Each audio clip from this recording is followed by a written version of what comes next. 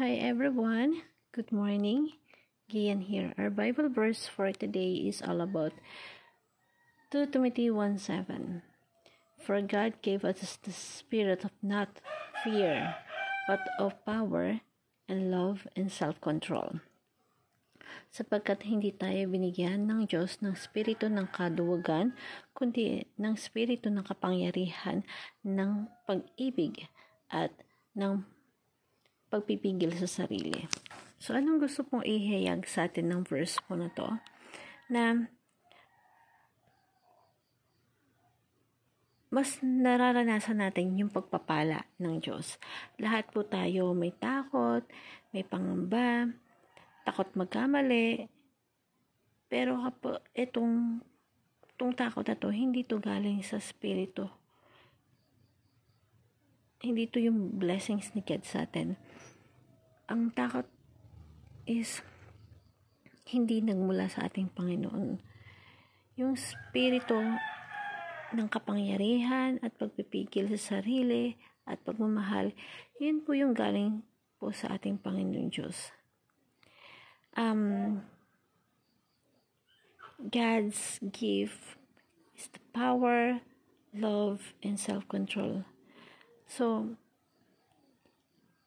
di ba tayo sa buhay natin, marami tayong kinakatakutan.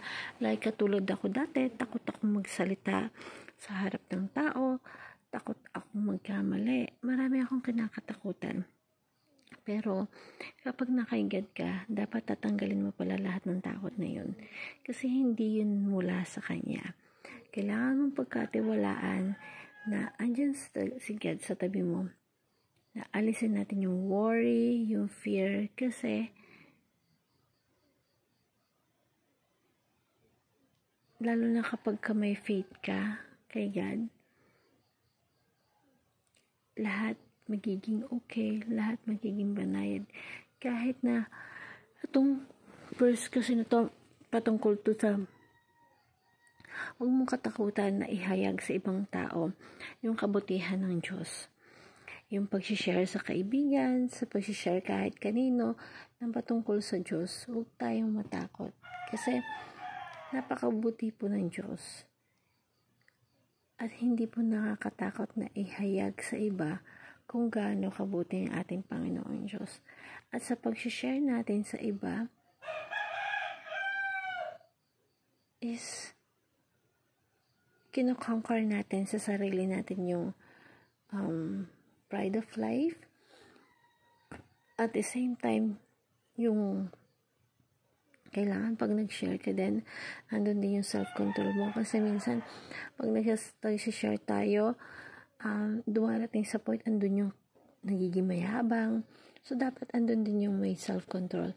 At kapag nag-share ka ng patungkol sa ating Panginoon Diyos, andoon yung love na gusto mong share sa kaibigan mo kasi gusto mong maramdaman din ng ibang tao yung blessings na kayang ibigay ng Diyos sa kanila. Na matanggal yung takot na meron sila.